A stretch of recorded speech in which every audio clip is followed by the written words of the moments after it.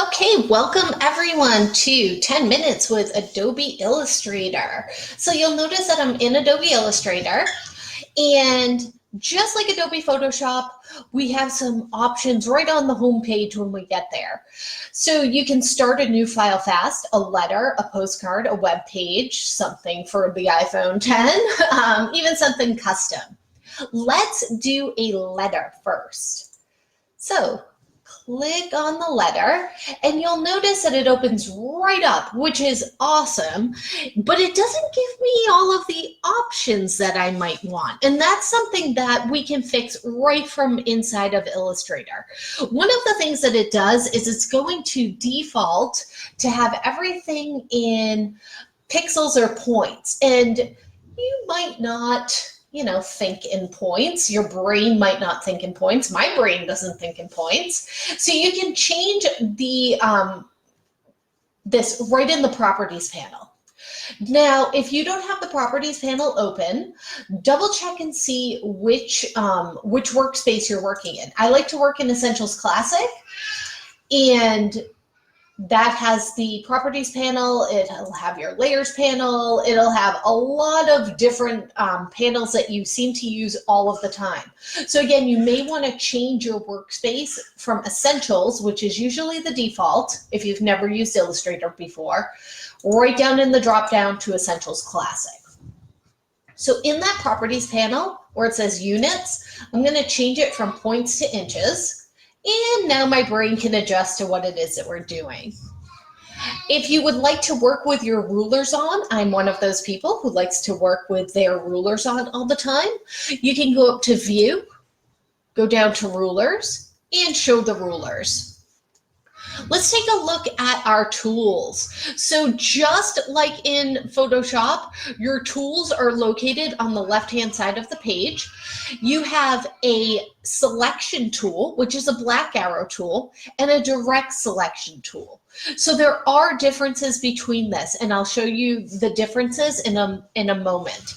You have a magic wand tool, but it doesn't really work as well as it does in Photoshop, so I kind of tend to disregard it. We have our pen tool and our curvature tool, similar yet different. We have a type tool, a line segment tool. Then we have our rectangle tool, and if we click and hold down, we can get to rounded rectangles, ellipses, polygons, and stars or flares. And again, we'll come back to this as well. We have a paintbrush tool, but again, does not work the same as it does in Photoshop because everything in Illustrator is vector-based, not pixels. We have a shaper tool, but underneath that tool is a pencil tool that we will use a lot. And then we have a whole smattering of other tools. The ones that I want to point out are the eyedropper tool, which does work similarly to the eyedropper tool in Photoshop. The hand tool, again, for moving things around the page. You can also get directly to the hand tool by pressing the space bar, and our zoom tool. So first thing I want to do is a rectangle tool.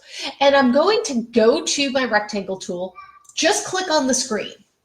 And it's going to pop up a dialog box where I can change my width and height to 2 inches by 2 inches. Now, if you didn't change your units from points to inches, it would default and probably do 2 points by 2 points and hit OK. I can do the same thing with my ellipses tool. Just click on the screen and do a 2 inch by 2 inch circle.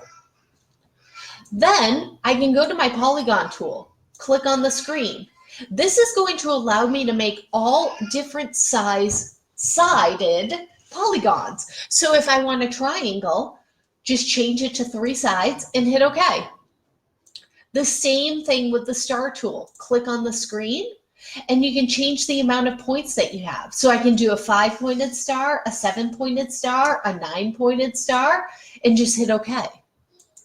Now, anytime that you want to work with an object on the page, you are going to need to select it with the selection tool, that black arrow tool. So if I want to grab this circle right here, and if I click kind of in the middle, sometimes it'll grab it because it's actually filled with white. But let's say that this was filled with no color. So changing the fill to none, same as in Photoshop, your swatches are in the same place. If I click in the middle, I can't select it. Know why? There's nothing there. But I can draw a marquee by clicking and dragging around it to select it. Now, if I wanted to color this in, I can go over to the right-hand side where my swatches are, and I can click on a swatch color.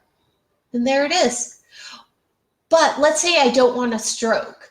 I can select the stroke over here in the swatches, down here in the left-hand side panel, up here, anywhere, and just change it to none. Now, let's say I want to get rid of the swatches on all of these. I can select them all together and change the swatches to none.